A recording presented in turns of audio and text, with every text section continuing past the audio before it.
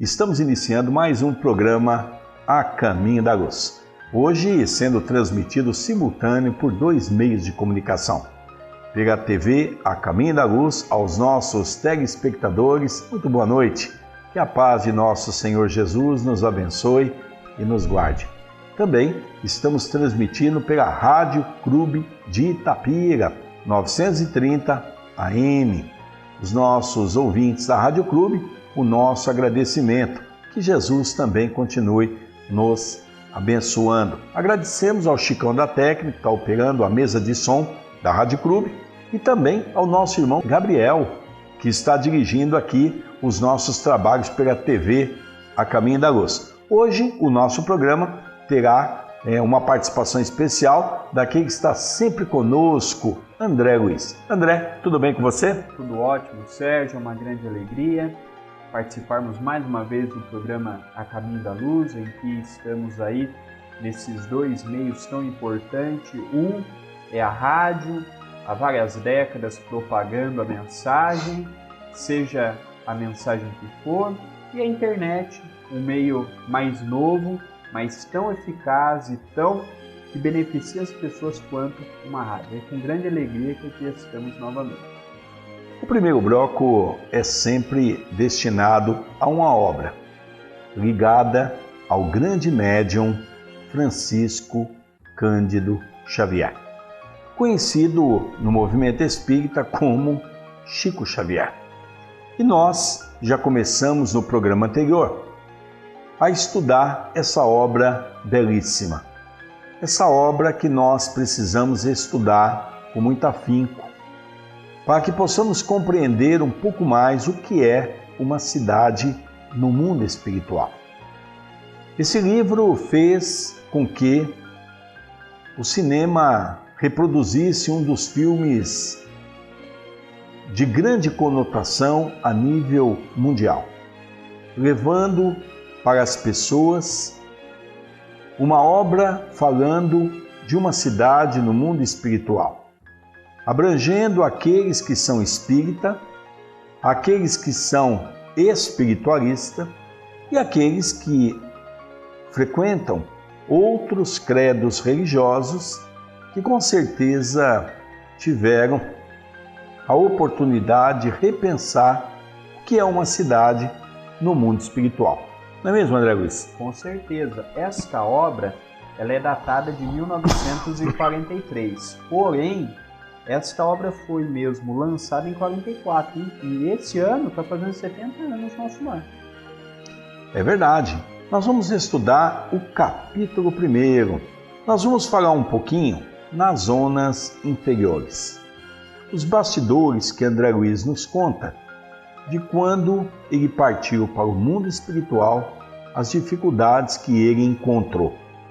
Ele inicia a obra dizendo assim: eu guardava a impressão de haver perdido a ideia do tempo, a noção do espaço, esvaíra-se-me de há muito. Interessante, André, que nós percebemos que os espíritos têm realmente dito isso. Quando não se aproveita o tempo no campo do bem, de que quando chega no mundo espiritual, a impressão é de que a noção de tempo é diferente da mesma noção de tempo que se tem aqui na Terra. Com certeza, é relativo. O tempo de lá, nós vivemos em dimensões separadas e dentro dessas dimensões há subdimensões. Então o umbral, como ele nos conta aqui, tem 3, grosso, médio e fino. O horário do fino não necessariamente é igual ao do grosso, e não necessariamente é igual ao do médio. Então, nós poderíamos dizer que é igual ao nosso planeta. Aqui só no Brasil tem 3 fusos horários. Cada lugar que nós vamos tem o seu horário, não somente no Brasil, mas em qualquer lugar. E para os espíritos acontece a mesma coisa, ainda mais ele que desencarnou e levou um tempo para saber que havia passado pelo processo da desencarnação. Continuando, estava convicto de não mais pertencer ao número dos encarnados no mundo. E, no entanto, meus pulmões respiravam a longos haustos. Aqui, André, nós poderíamos fazer um estudo profundo sobre a concepção do perispírito no mundo espiritual. Até então, não se tinha uma ideia exata de como era o perispírito no mundo espiritual.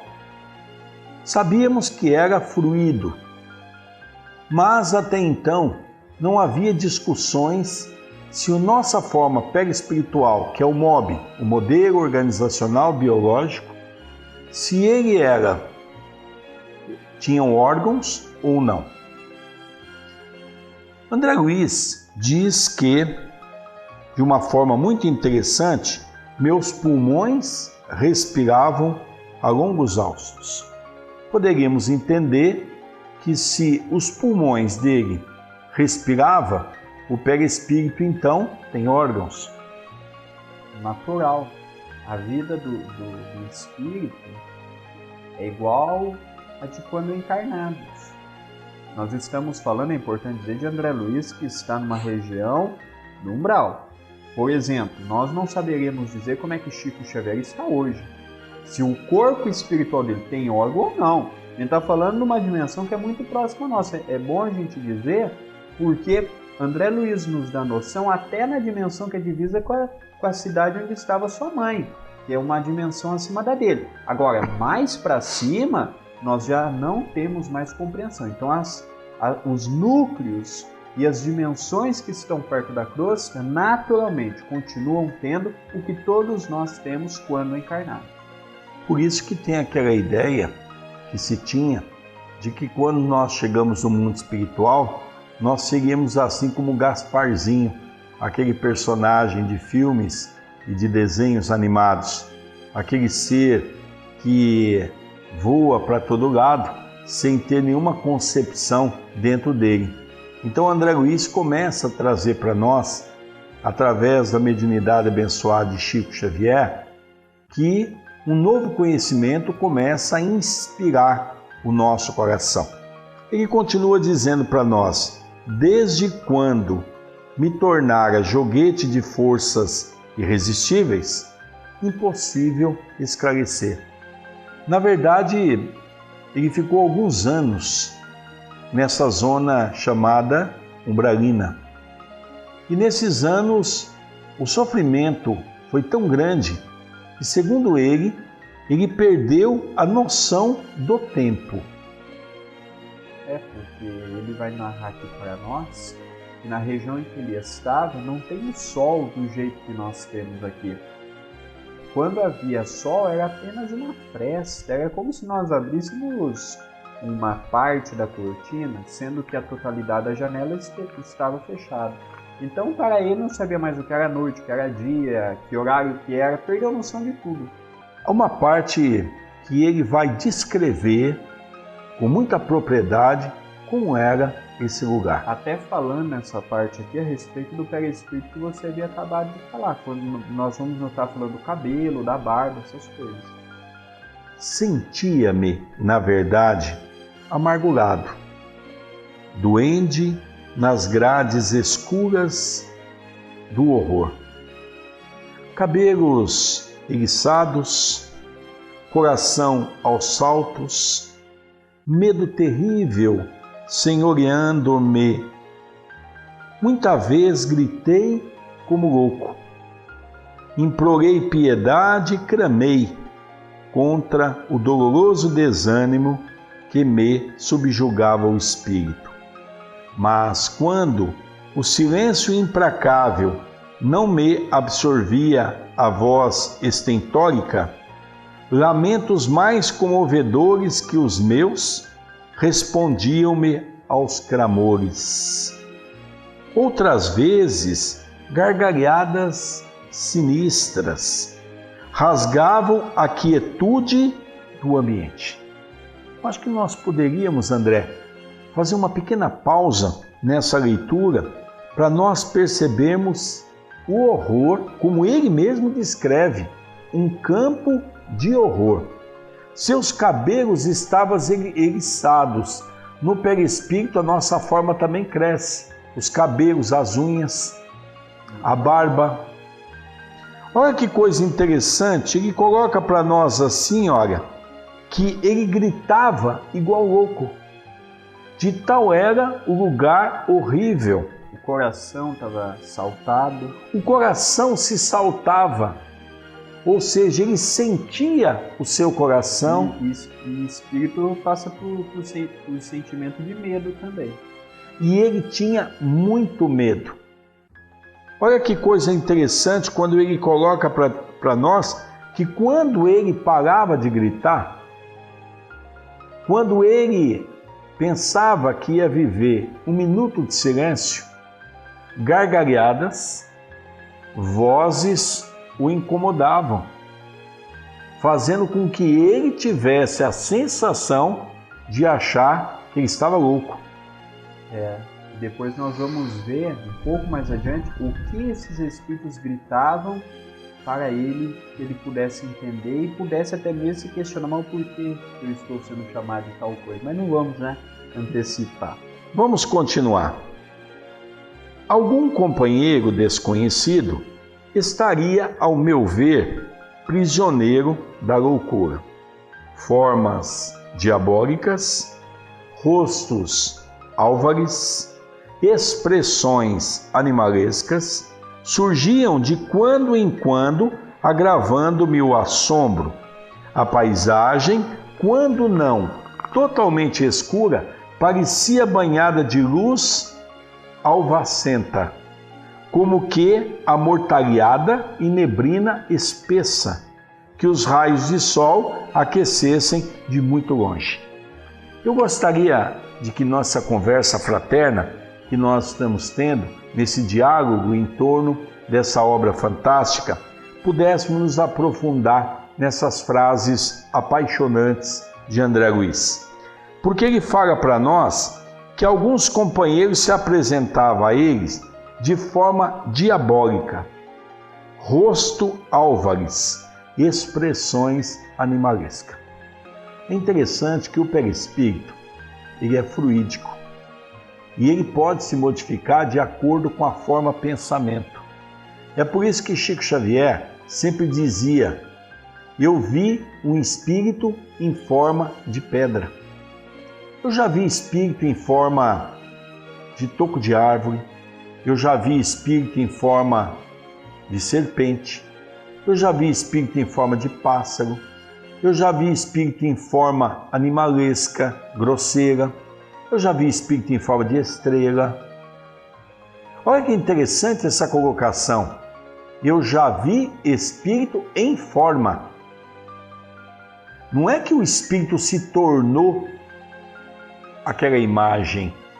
Ele se fez plasmar naquela imagem. Momentâneo.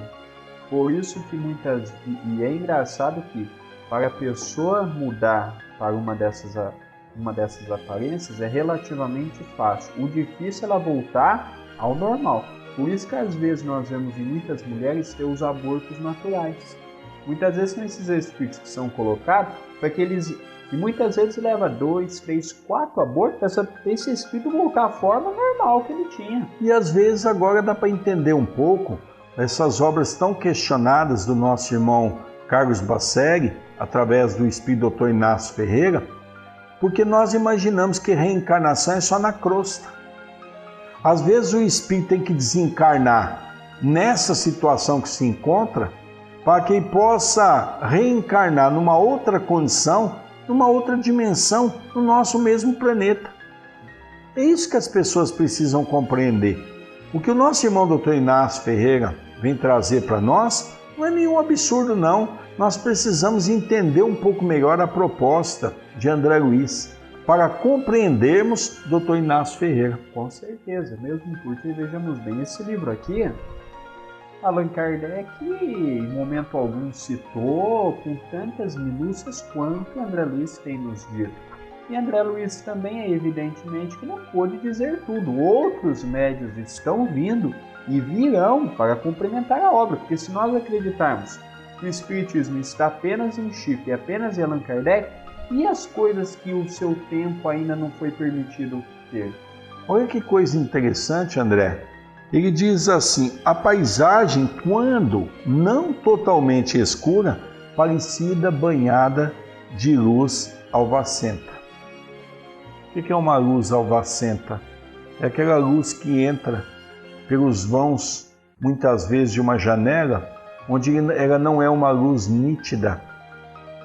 Olha que lugar terrível que André Luiz descreve para nós. Um lugar de muito sofrimento, de muita dor. Daqui a pouco ele vai continuar prosseguindo nessa viagem, contando para nós esses lugares que com certeza nos convida a refletirmos um pouco mais sobre a vida. É importante dizermos que a região que ele cita aqui tem regiões piores do que essa no nosso planeta. Aqui ele está dizendo a respeito da dimensão do umbral cruz. Existem as trevas e o abismo que ele mesmo com propriedade nos narra em outros livros. Não só o nosso querido Chico, mas como, por exemplo, uma obra fantástica de Ivone do Amaral Pereira, no livro Memórias de um Suicida, ela narra aonde fica uma região específica que geralmente são atraídos os nossos irmãos suicidas, lugares terríveis de dor, de sofrimento, de angústia. Fala do trabalho de Mãe Santíssima envolvendo esses espíritos todos, não é? Uma obra que quem não teve a oportunidade de ler é uma obra que está se tornando esquecida no meio espírita. Vamos continuar um pouquinho mais a descrição de André Luiz. E a estranha viagem prosseguiu. Com que fim? Quem o poderia dizer? Apenas sabia que fugia sempre. O medo me impelia de roldão.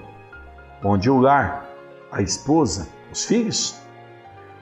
Perdera toda a noção de rumo. O receio do ignoto, o pavor das trevas, absorviam-me todas as faculdades de raciocínio, logo que me desprendera dos últimos laços físicos em pleno sepulcro. Então, assim que ele desencarnou, ele já foi praticamente levado para esse local, mentalmente. E ele, então, descreve, André, de uma forma muito interessante, que o medo, que era algo que ele não já sentia aqui na Terra, lá o envolveu, tendo em vista o lugar horrível que ele se encontrava naquele momento. E é importante dizer também que ele fugia, então cada hora ele se encontrava num lugar. E quanto mais ele andava, mais medo ele tinha, porque ele andava e não reconhecia nenhum lugar. E o medo foi aumentando naturalmente. Nos faz lembrar assim um vale enorme, onde ele andava para todos os lados e caminhava sempre à busca do seu lar, sempre à busca, num primeiro momento, das pessoas que ele conhecia. Pelo menos alguém para saber onde estava, o que estava acontecendo. E ali, coitado, ele estava praticamente entregue à sua própria sorte. Atormentava minha consciência. Preferiria a ausência total da razão, o não ser.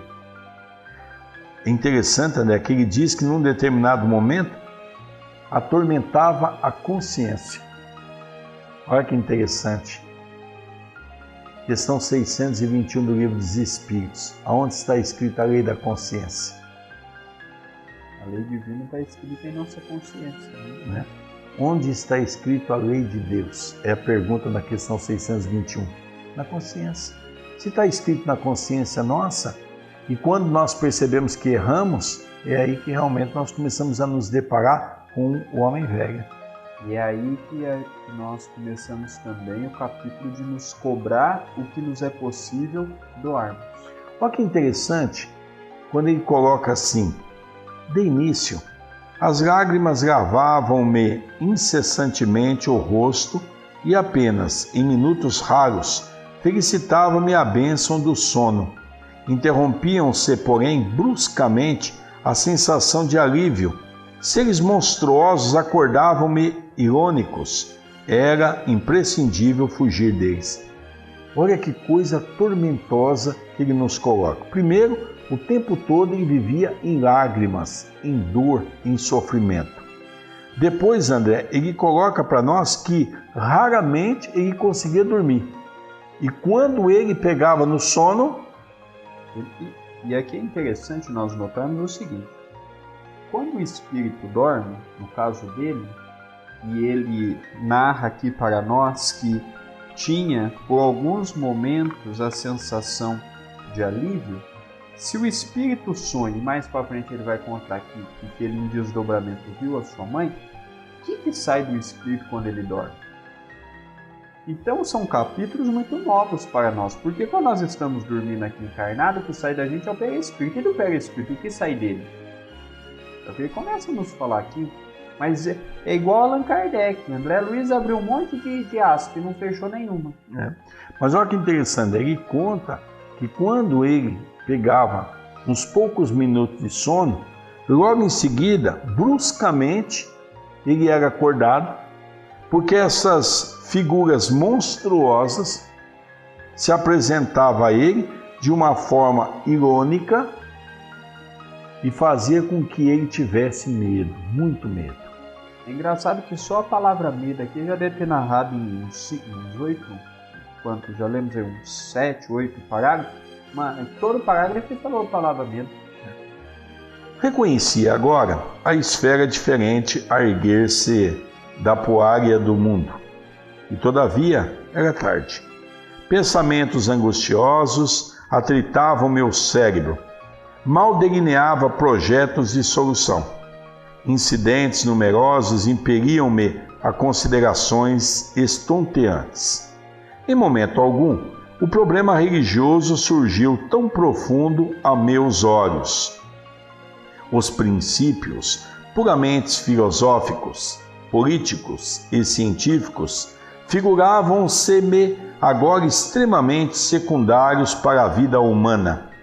Significavam, ao meu ver, valioso patrimônio nos planos da terra, mas urgia reconhecer que a humanidade não se constitui de gerações transitórias, e sim de espíritos eternos, a caminho de gloriosa destinação. Verificava que alguma coisa permanece acima de toda cogitação meramente intelectual. Ele começou a sentir falta de Deus. Porque, na verdade, a religião, todas elas nos levam, seja qual for, a acreditarmos numa divindade superior, seja Deus ou seja o nome que as religiões dão. E ele se encontrava em tal situação que ele começou a sentir falta disso. É aí que ele começa em busca.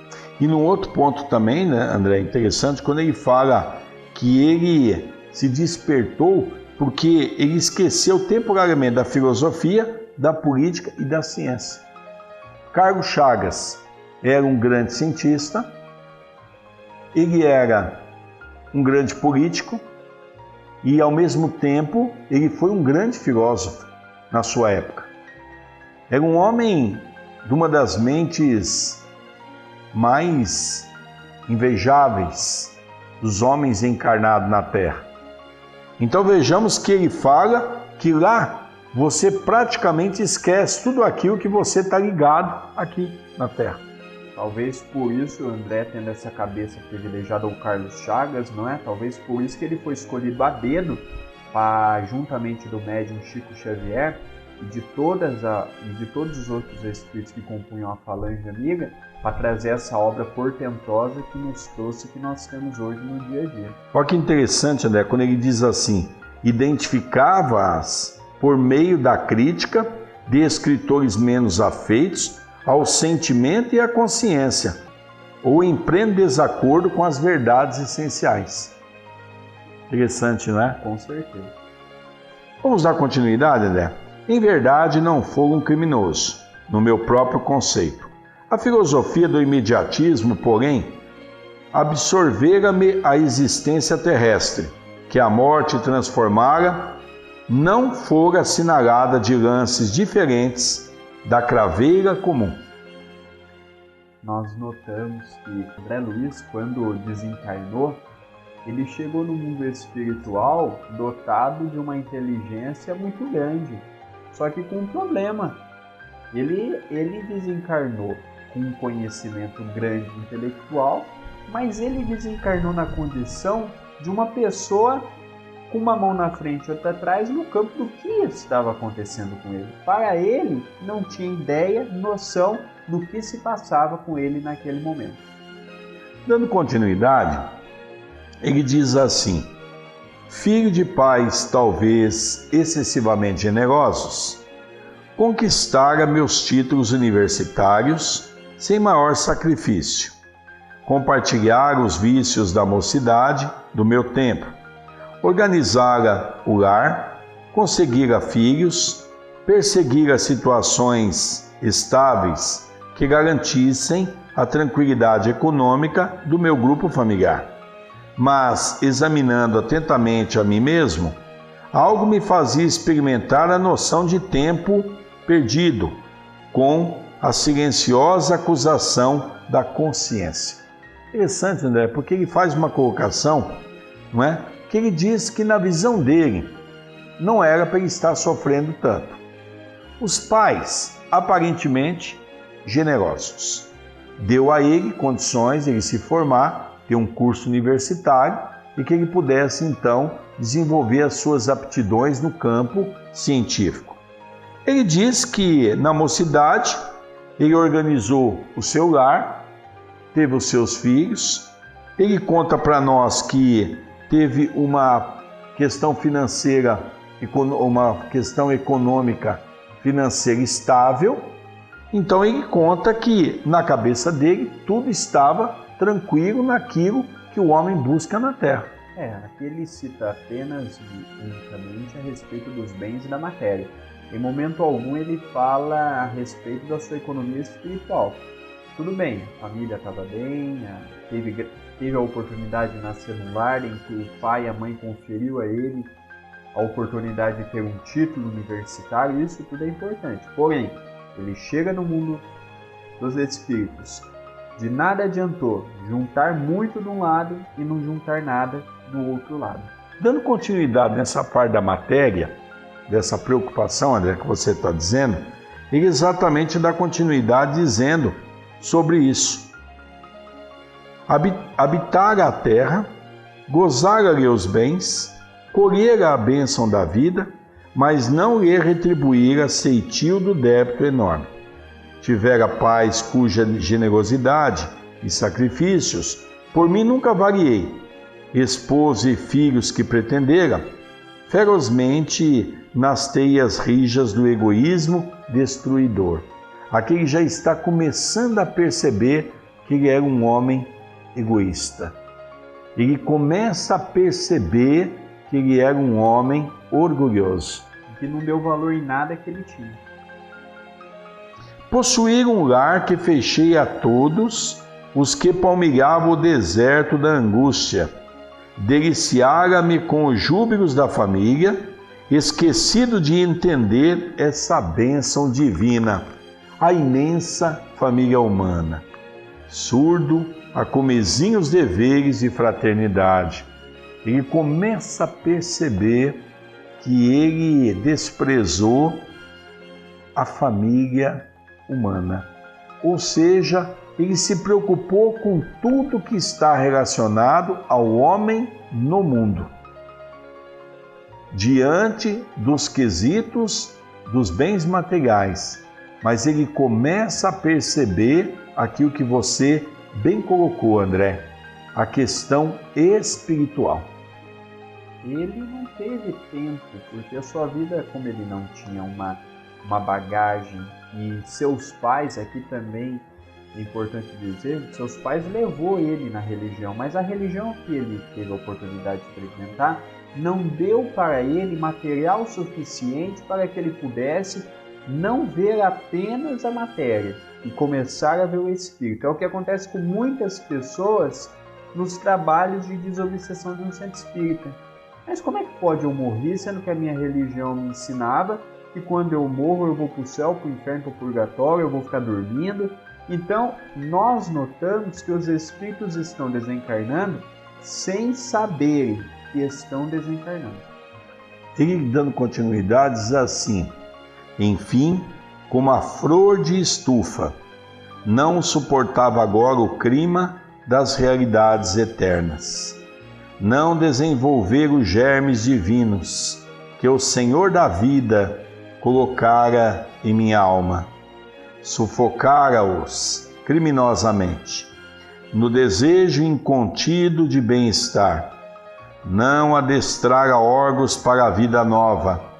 Era justo, pois, que aí se despertasse a maneira de aleijado que, restituído ao rio infinito da eternidade, não pudesse acompanhar senão compulsoriamente a carreira incessante das águas, ou como mendigo infeliz que, exausto, em pleno deserto, perambula à mercê de impetuosos tufões.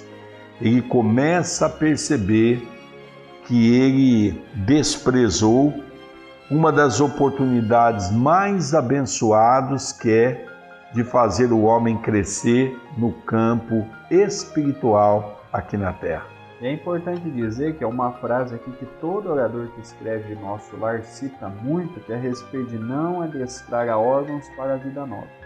É uma frase que todo mundo assim que escreve ou que fala a respeito de Nosso Lar fala, porque ele não se preparou para a vida nova, que é a vida que um dia, mais cedo ou mais tarde, todos nós teremos. Por ele não ter adestrado, olha que interessante, os órgãos para a vida nova, isso significa que ele se alimentou de raízes. Ele vai descrever. Ele se alimentou de coisas... Tomava água dos Tomava água dos filetes que corriam pelaquela parte lodosa. Por quê? Porque nós não preparamos os nossos órgãos para o mundo espiritual, não preparamos o nosso coração. E ele, mais para frente, até antecipando um pouco, ele entendia o porquê que lá ele tomava tanta sopa, sendo que ele estava mesmo com vontade de comer aquelas coisas em que aqui na Terra ele se deliciava. Por isso que em cada dimensão é como em cada país que nós vamos. Cada um tem a sua cultura, o seu gosto, o seu costume. Isso é muito importante. Ele encerra dizendo assim, o primeiro capítulo: ó amigo da terra, quantos de vós podereis evitar o caminho da amargura com o preparo dos campos interiores do coração? Acendei vossas luzes antes de atravessar a grande sombra. Buscai a verdade, antes que a verdade vos surpreenda. Suai agora para não chorardes depois. Logicamente de uma forma poética, mas ao mesmo tempo de uma forma divinal. Quando ele diz para nós, e nos chamando a atenção, para que nós pudéssemos nos preparar para compreender a travessia do mundo espiritual. É uma travessia que nós fazemos com muita naturalidade, seja daqui para lá, daqui para o mundo espiritual, seja do mundo espiritual para o mundo dos encarnados. É como se nós entrássemos no elevador quando estamos num prédio. Nós estamos às vezes na garagem, queremos ir para o primeiro andar. Subimos, descemos.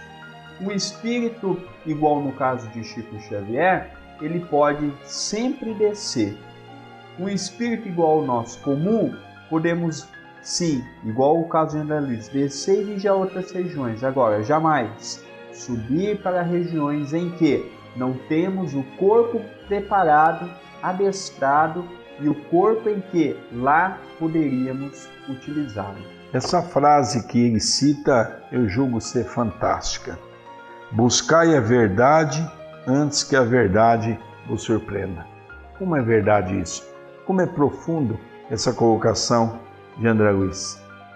Porque nós muitas vezes preferimos ficar na ignorância. Preferimos muitas vezes ficar na ociosidade, porque buscar conhecimento era algo que Jesus já nos ensinava. Quando ele dizia para nós, conhecereis a verdade, e a verdade há de vos libertar. A verdade ela está para quem a queira. Agora, quando nós procuramos a verdade, nós não podemos acreditar que nós já sabemos de muitas coisas. Nós temos um conhecimento conforme o nosso esforço. Porque o Espírito pode nos ajudar, por exemplo, numa oratória, escrever um livro de inspiração, mas que é um livro de pensamentos nosso, se nós trazemos uma bagagem, se nós nos dedicamos. Agora, quando nós não procuramos ler, estudar, conhecer, aprofundar, como é que iremos saber a respeito de uma religião tão profunda quanto é o Espiritismo cristão aqui para nós? Nosso tempo, infelizmente, se esgotou para o primeiro bloco. Passa rápido, né? Lógico, todo estudo de uma obra fantástica passa muito rápido. Nós vamos para um breve intervalo. Vamos então pedindo a você, os nossos ouvintes da Rádio Clube de Itapira, também você, o nosso telespectador da TV A Caminho da Luz, um breve intervalo para que daqui a pouco retornaremos com o estudo do Evangelho segundo o Espiritismo, que nesse ano de 2014 está completando 150 anos. Sai daí não, já nós retornaremos para esse bate-papo franco, falando dessa doutrina de amor e de bondade.